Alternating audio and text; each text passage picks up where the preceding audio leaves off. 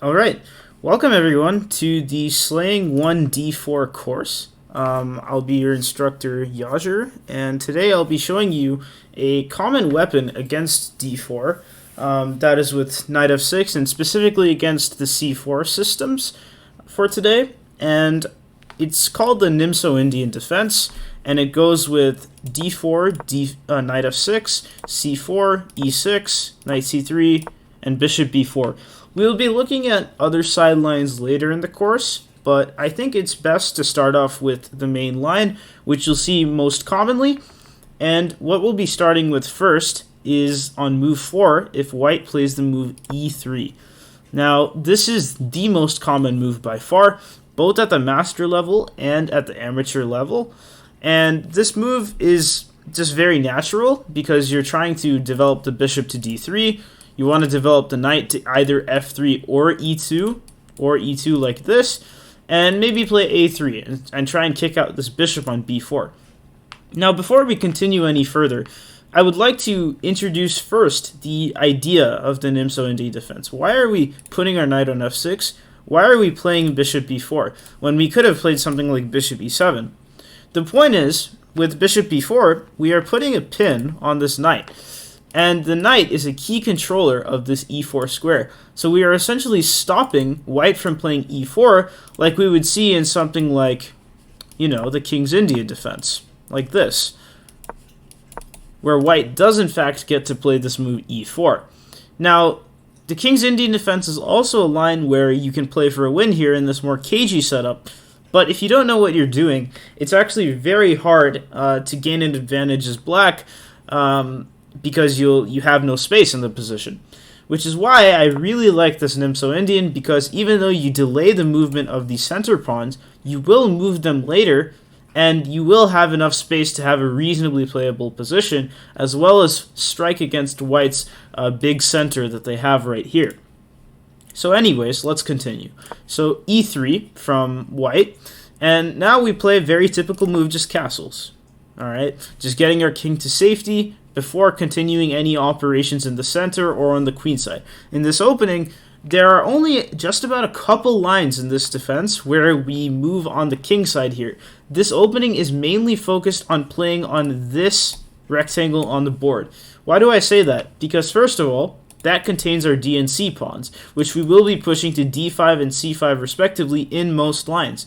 As well, we will be playing b6 and bishop b7 most of the time, and even sometimes bringing the bishop out to a6 so that we can fight against the c4 pawn. So let's continue with the moves. So you'll often see bishop d3 no matter what level you play. This is the most active post for the bishop, as it is in most openings, and we are aligning it with the h7 pawn. Perhaps in the future, white would like to play queen c2 and exert pressure on this weak pawn that's only defended by the knight and the king. And in this position, we will now play d5. As I was saying earlier, this is one of the key moves, and now we are staking our own claim in the center and using our pawns to control this move e4 after white tries to unpin or, plays any other moves later. Now, there is a sideline here, and sometimes you might see this, and that is on move 5, instead of white playing bishop d3, they might play the move knight e2. And the reasoning for this is they are defending the knight with this knight. Eventually in the future, sometimes we will be taking this knight so that we can damage white's structure. But by putting the knight on e2 and having prospects of going to f4 or g3, white also protects this knight so that their structure won't get damaged after they play a3 and bishop takes c3.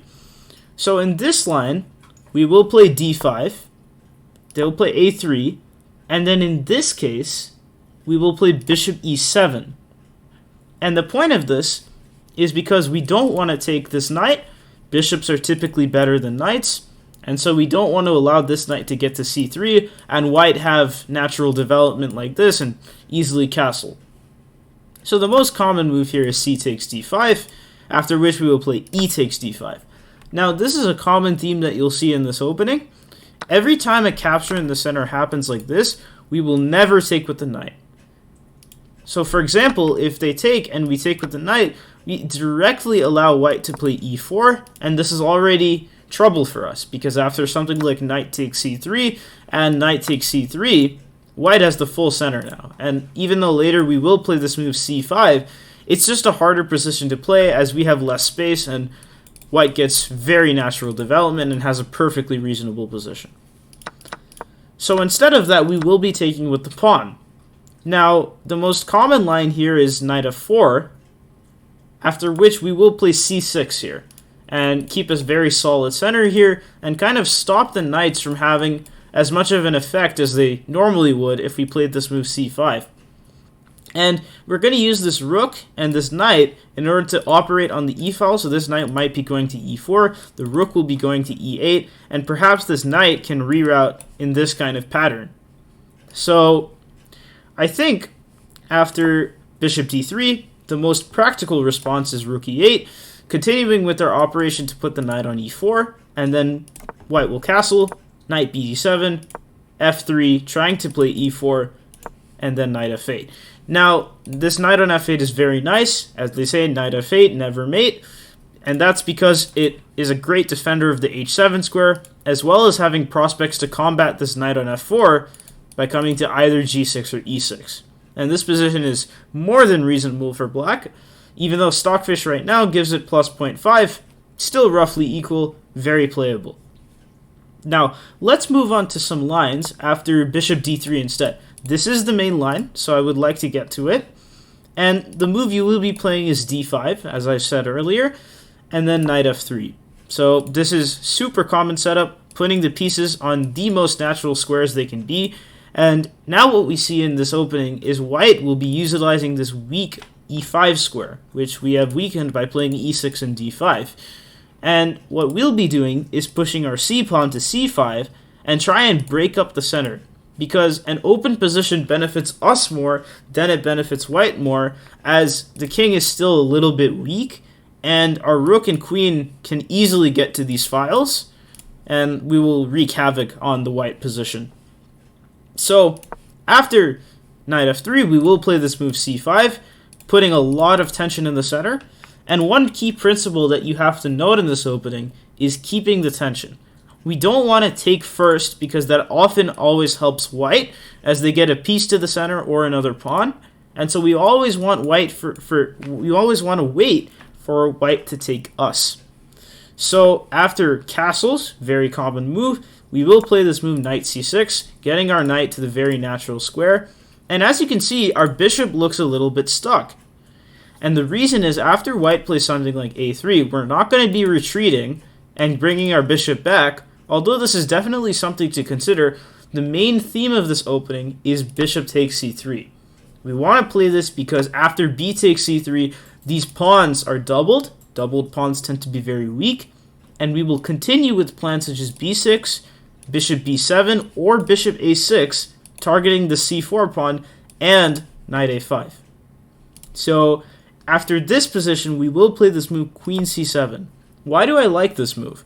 The point is, white's plan is to play knight e5, and by playing queen c7, a relatively slow preparatory move, we will develop our bishop in the next few moves, but we are stopping white from playing knight e5 and perhaps f4, which would cause them to attack our king, which we don't necessarily want.